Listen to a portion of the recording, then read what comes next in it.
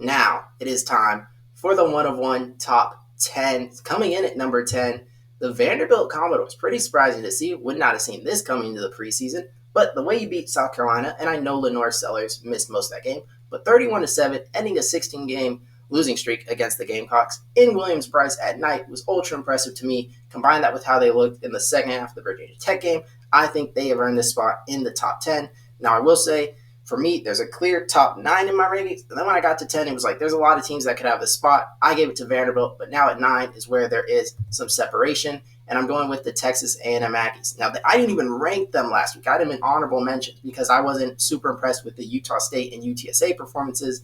And I questioned Marcel Reed. That was another big question mark.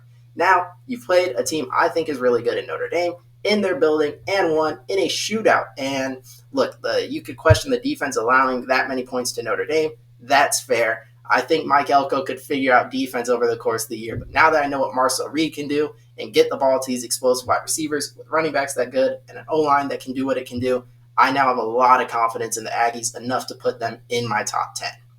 8, I have Penn State, who dominated Villanova.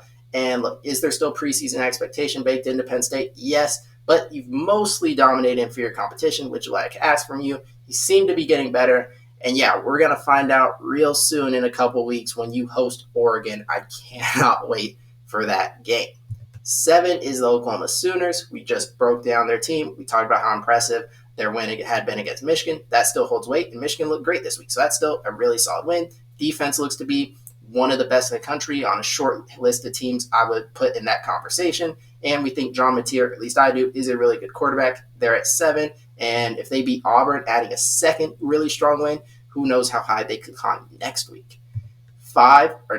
6 is Florida State, who drops a little bit here. And it's just because really a team jumped them. Same holds. The Alabama win, still looks strong, maybe even better than before, still beating all the inferior competition. What really happened here is there's one team we'll talk about in a second that just moved up ahead. They come in at 6.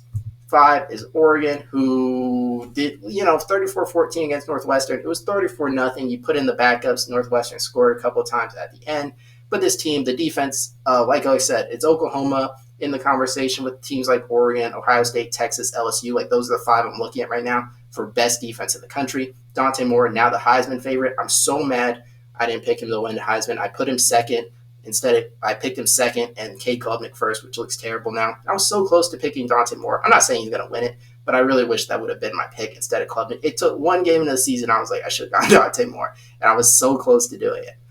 4, LSU drops a little bit here. They had been first after week 1, second after week 2. Now after week 3, they come in at 4. They are dropping back down, and that is just the offense hasn't looked impressive. Now, Brian Kelly will tell you, you won the game in the SEC, and they can run the ball. They can't run the ball. And Garrett Nussmeier did not play well, and the offense is not good enough to be a national championship team right now, but the defense certainly looks to be. The pass rush is great, could be even better, like if Weeks is allowed to play full games after questionable targeting call.